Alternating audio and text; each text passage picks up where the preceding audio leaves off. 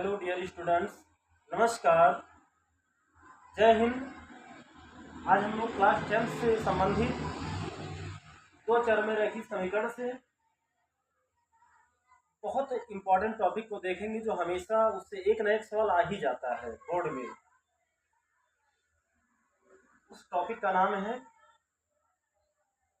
अद्वितीय हल और कोई हल नहीं, अनेक हल।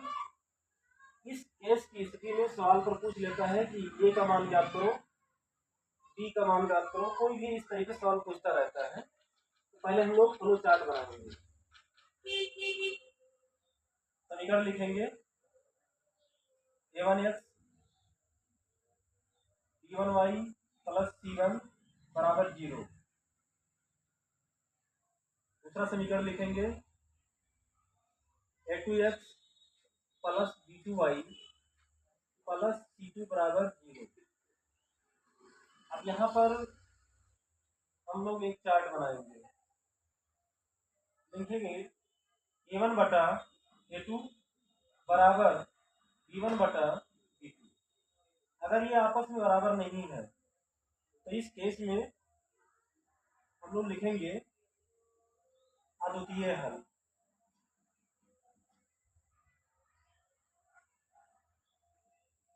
जो अद्वितीय होगा वो संगत भी होगा। कभी कभी सवाल में पूछ लेता है संगत है तो ज्ञात करो। अद्वितीय तो संगत भी, और यही संगत अगर है एक प्रतिच्छेदी रेखा होता है। प्रतिच्छेदी प्रतिच्छेदी मतलब होता है जहाँ कहीं काटेगा, इस तरीके से एक पॉइंट होता है। इस तरीके से हम लोग चार्ट बना लेंगे।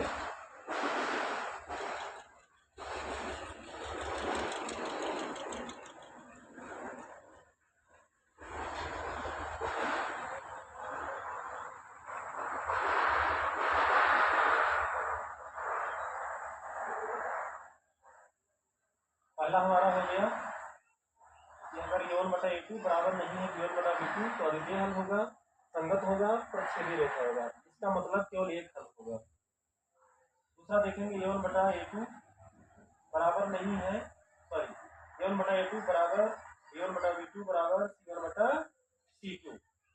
अगर ये तीनों आपस में बराबर होते हैं तो हम लिखेंगे अनेक हल। अनेक हल या अनंत हल। इस केस में भी ये संगत होता है और यहाँ ये संपाती होता है। संपाती मतलब एक लाइन के ऊपर दूसरा लाइन। और जब संपाती होगा तब इसको हम हल नहीं कर पाएंगे।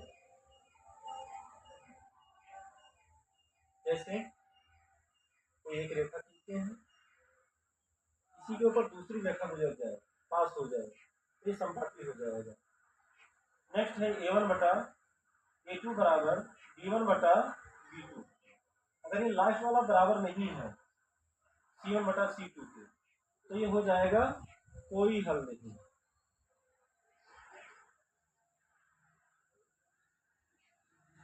अब ज़्यादा समय बोर्ड के लिए बचा नहीं है तो हम केवल उन्हीं सवाल को टच करेंगे तो सीधे आपको बोर्ड परीक्षा में देखने को मिल जाए। अगर कोई हल नहीं है तो यह असंगत हो जाएगा, असंगत। अगर असंगत है तो समांतर लिखेंगे, समांतर रेखा। ये संपाती रेखा हो जाएगा। समांतर के केस में क्या होता है, इस तरीके से रेखा बन जाती है, ये कहीं टच नहीं होता है। तो हम लोगों ने एक चार्ट को देखा, इस चार्ट से तीन प्रकार के समीकरण हमको मिले, प्रतिबंध मिले। ये तीनों पर सवाल पूछता है बोर्ड में। ये सवाल हम लोग बालाजी और राजू प्रकाशन से संबंधित कुछ मिक्स सवाल को देखेंगे। तो एक सवाल इस पर हम लेते हैं, कोई सवाल देखें।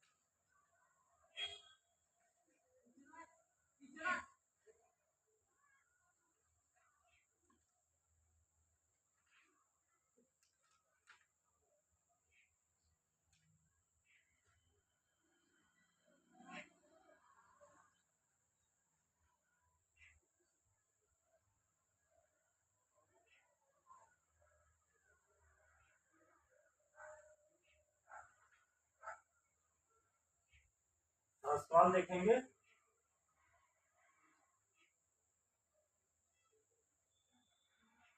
इस सवाल में दिया है,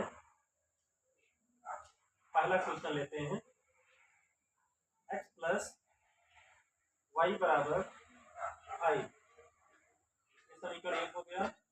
तो इसको हम लोग क्या करते हैं, बराबर कर देंगे।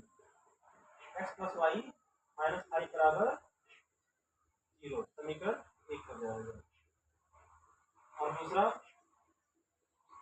2x प्लस 2y माइनस 10 बराबर 0, ये समीकरण 2 हो जाएगा।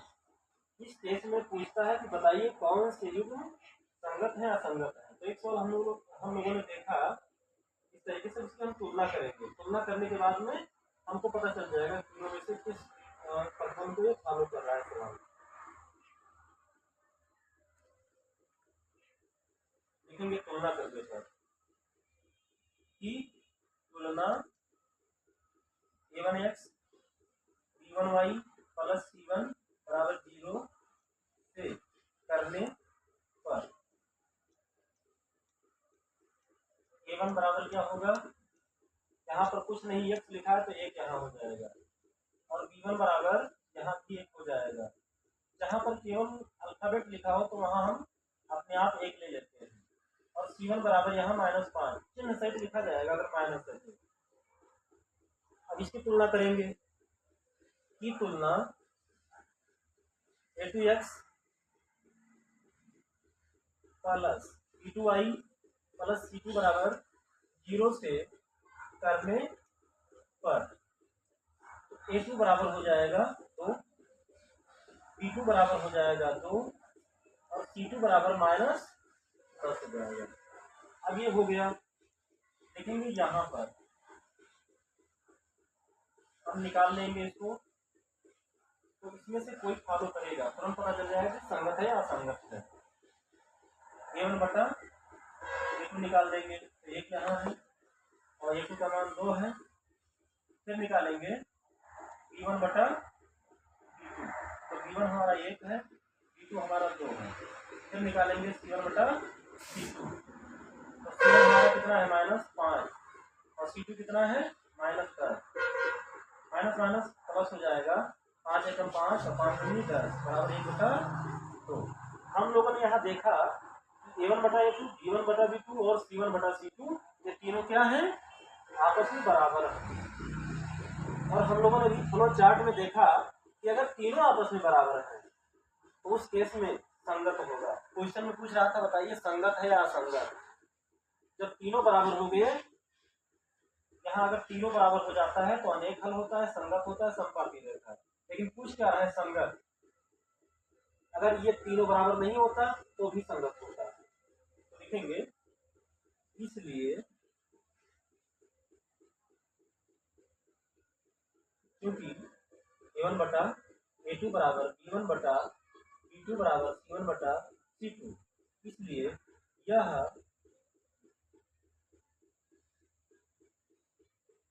अनेक हल है। इस स्थिति में यह संगत होगा। अगर आप अनेक हल नहीं लिखेंगे, संगत लिख देंगे तो भी बराबर होगा, क्योंकि अनेक को तो ये दिखा ही रहा है। एक सवाल ये हो गया। अब आइए नेक्स्ट सवाल देखते हैं। इस पर जितने भी सवाल बनते हैं आज यहाँ पर उस सवाल को हम समाप्त कर देंगे। और आप लोग इस वीडियो को बार बार देखना। ज्यादातर बच्चों को रात में समय मिलता है तो आप वीडियो को डबल स्पीड में करके देख सकते हैं।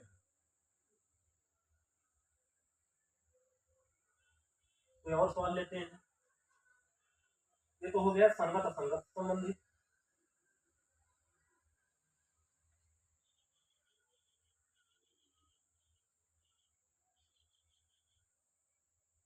अब लिखते हैं कुछ सरल सवाल। इस सवाल में कह रहा है निम्नलिखित समीकरण निकायों में से प्रत्येक निकाय के बारे में बताइए कि जिसका किसका अद्वितीय हल है, किसका कोई भी हल नहीं है, अथवा किसके अपरिमित रूप से अनेक हल हैं।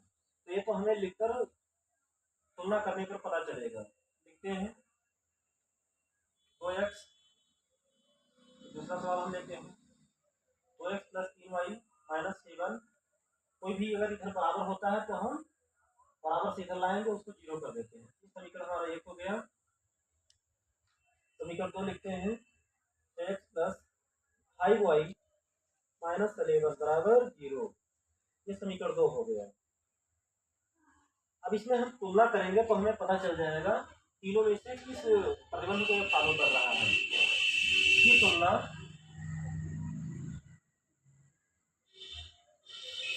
a1x plus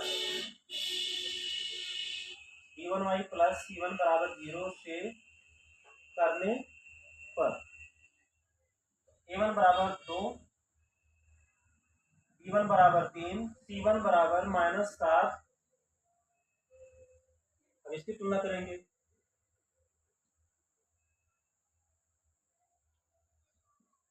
a2x plus b2y plus c2 बराबर 0 से करने पर a2 बराबर हो जाएगा 6, b2 बराबर 5 और c2 बराबर हो जाएगा -11। यहाँ a1 बटा a2 बराबर हो जाएगा a1 का मान 2, a2 का मान 6।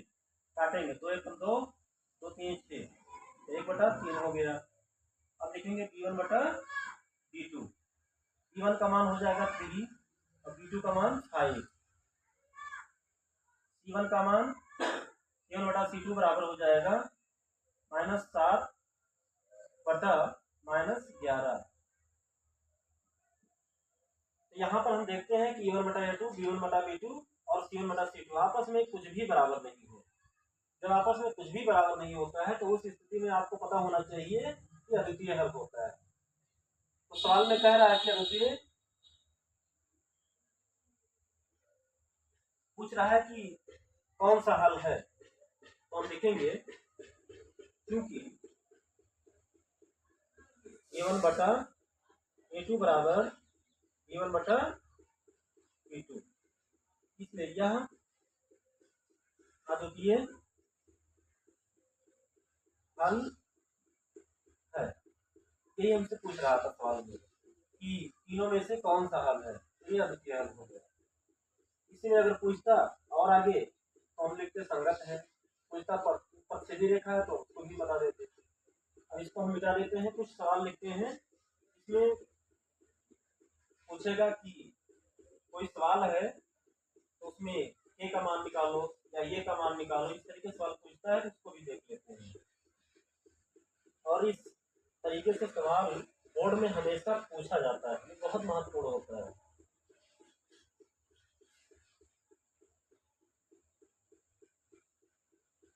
अब सवाल लिखते हैं तीसरा नंबर।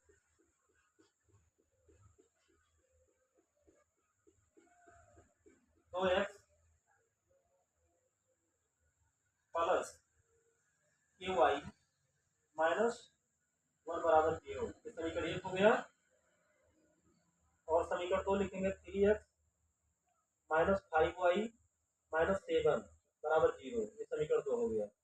कहता है अद्वितीय हल है तो के का मान निकालिए। तो x प्लस के वाई माइनस 1 बराबर 0, 3x माइनस 5y माइनस 7 बराबर 0।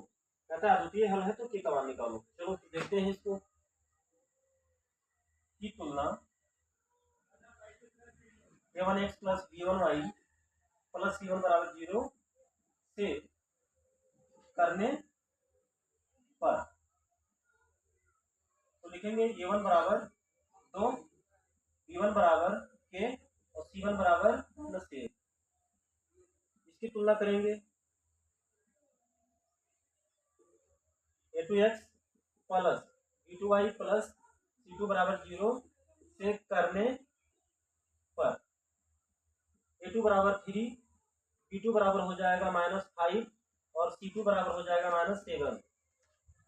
यहाँ पर हमको बता रहा है कि अद्वितीय हल है तो के का मान निकालो। अद्वितीय सीधे हल के लिए प्रतिबंध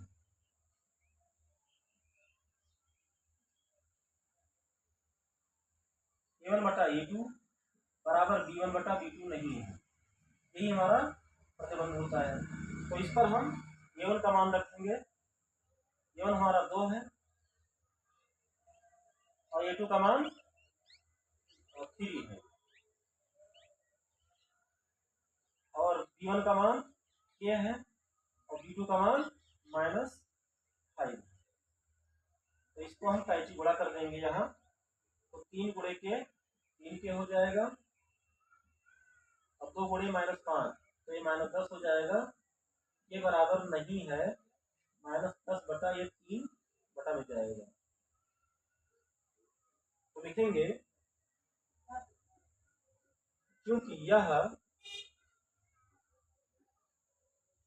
क्योंकि के का मान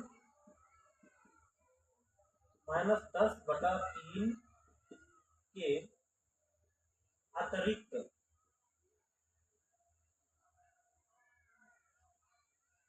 कोई भी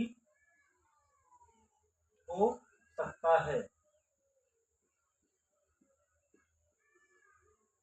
यहाँ हम लोगों ने इस सवाल को भी देखा। आप लोग इस वीडियो को बार बार देखना, जिससे समझ में आपको आएगा अच्छे से। अब इसको मिटा देते हैं, नेक्स्ट कोई और इम्पोर्टेंट सवाल देखते हैं।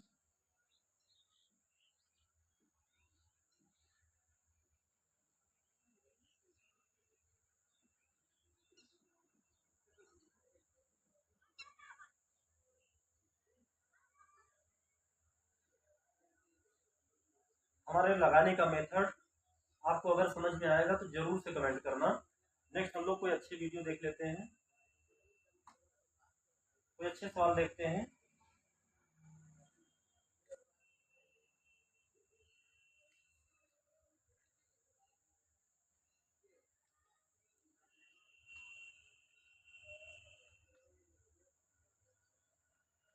देखते हैं, इसको मिटा देते हैं।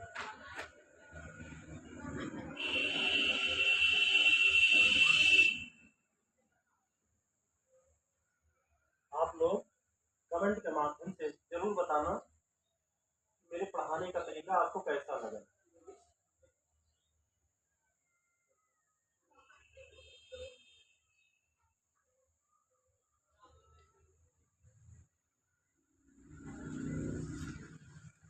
सवाल लिखते हैं,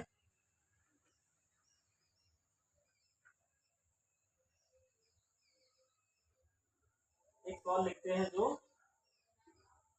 बोर्ड परीक्षा में आया है। 2x + 3y बराबर 11। समीकरण 1 हो गया। दूसरा लिखेंगे 2x - 4y + 24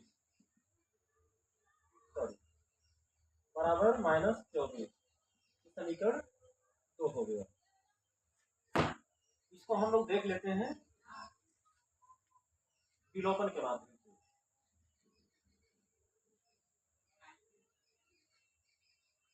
विलोपन विधि,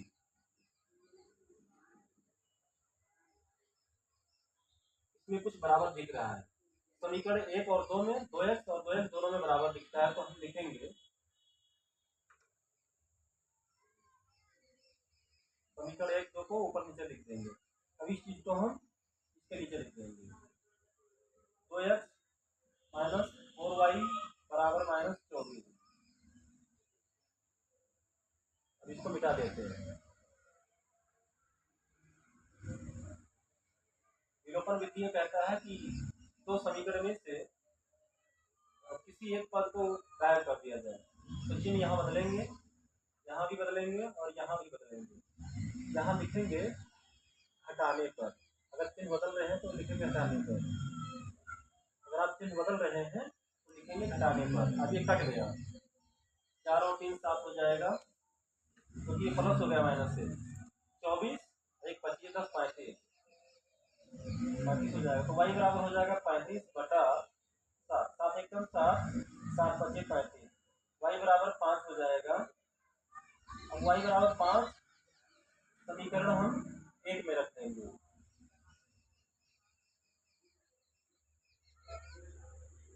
2x प्लस 3y बराबर 11, 2 गुणे 2x प्लस 3 गुणे y का मान 5 है बराबर 11, 2x प्लस 3 5 15 बराबर 11, 2x प्लस 11,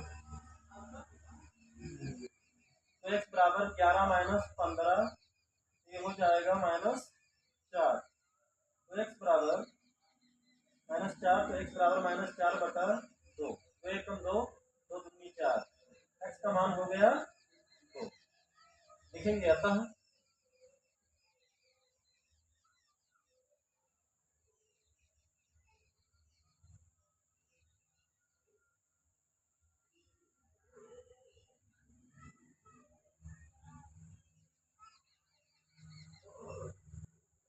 x बराबर -2, y बराबर 5, ऐसे एक बॉक्स में लिखकर बंद कर देंगे। अगर आप इस तरीके से बोर्ड में लिखते हैं तो इस पर नंबर मिलेगा, एग्जामिनर जो चेक करेगा तुरंत वो आंसर देखेगा और आपको नंबर देगा, फिर आगे तुरंत बढ़ते जाएंगे। तो इस सवाल को मिटाते हैं, फिर आगे देखते हैं कोई अच्छा इंपॉर्टेंट सवाल।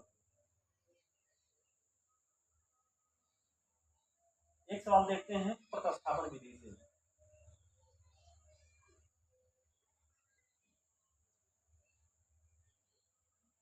ज्यादा बड़ा वीडियो नहीं रखेंगे,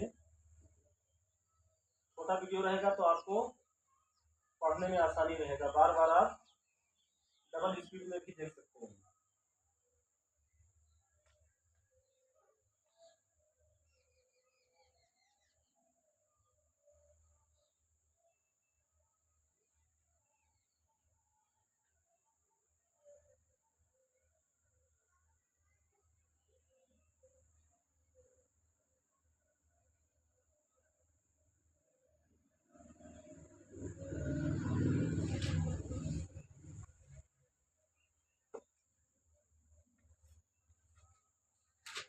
कुछ सवाल राजू से उठा लेते हैं।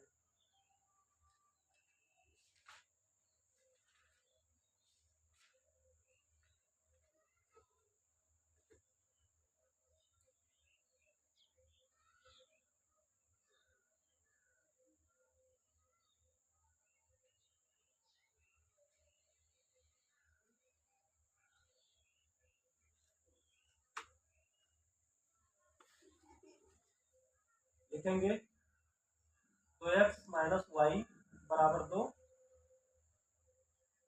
x minus x plus y बराबर 4, समीकरण 1, समीकरण 2। इसको हम लिखेंगे प्रतिस्थापन विधि से।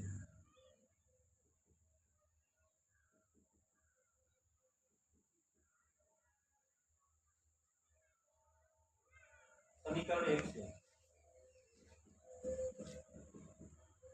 2x माइनस वाई बराबर 2, 2x बराबर हो जाएगा 2, ये माइनस इधर जाएगा तो प्लस हो जाएगा y, तो x बराबर हो जाएगा 2 प्लस वाई बटा 2, समीकरण 3 बन गया।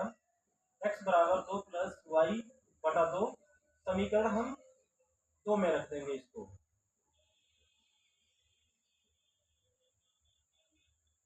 x प्लस वाई बराबर 4, x का मान है 2 प्लस वाई बटा 2, प्लस वाई बराबर 4 बटा 1 कर देंगे, 2 प्लस वाई बटा 2, यहाँ इधर जो है 2 एकम 2 हो जाएगा बटा 2 बराबर 4, और जोड़ देंगे 2 प्लस 2 1 3, 3y बटा 2 बराबर 4। अब इसको क्रॉस गुणा करेंगे तो इधर क्या हो जाएगा, 2 1 से करेंगे तो 2 प्लस 3y बराबर 4 दूनी 8 हो जाएगा, 3y बराबर 8 माइनस 2 बराबर 6 हो जाएगा, 3y बराबर 6, तो y बराबर 6 बटा 3, 3 एकम 3, 3 दूनी 6, y बराबर 2, समीकरण 3 में रखने पर, समीकरण 3 में रख देंगे। 3 हमारा क्या है, x बराबर 2 प्लस वाई बटे 2, 2 प्लस वाई मान 2 आया है बटा 2 बराबर 4 बटा 2, 2 दूनी 4, x बराबर हो गया 2 और y बराबर 2। तो लिखेंगे अतः x बराबर 2, y बराबर 2, ये हमारा आंसर बन गया। तो आज का क्लास हम यही समाप्त करते हैं। जय हिंद, नमस्कार, और फिर हम नेक्स्ट अगले वीडियो में मिलेंगे।